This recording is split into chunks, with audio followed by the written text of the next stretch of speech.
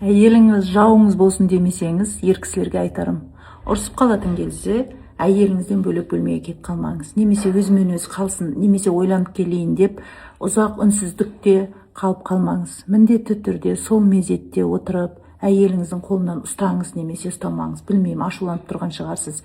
Бірақ сол мезетте, сол сәтте шешіп тастауға, әйеліңізден сұрауға, нені қалайсың, нені болсын деп ойлап болмай қалды, немесе қандай ішкі ойың бар айтшы деп, сол мезетте әйеліңізбен осы мәселені шешіп алыңыз. Сіз шешпеген сайын, үнсіз қалған сайын, әйел өзінің қиялында әртүрлі нәрселерді, әртүрлі ойларды, картинкаларды қалыптастырып, сізді жауға айналдырып, сізді өте қауіпті жанға айналдырып, сіздің жаныңызда өмір сүргісі келмей, тіпті ажырасам деп шығуы да сіздің үнсіз қалуыңыздан. Сондықтан ер кісілерге айтарым, үнсіз қалған кезде бәрі шешіледі, әйелім өзі басылады, сосын өзі келеді деп ойлау өте үлкен қате. Дәл осы мезетті сіз пайдаланып, ұрсып қалдыңыздар ма, дереу сіздің тарапыңыздан жасалатын бірінші қадам бұл өзіңіз барып, не болғанын сұрап, әйеліңізбен толыққанды осы мәселені келісімге келіп шешіп алу. Сол кезде сіздің әйеліңіз жауыңыз емес, өмір бақи жаныңыздағы серіктесіңіз, қолдаушыңыз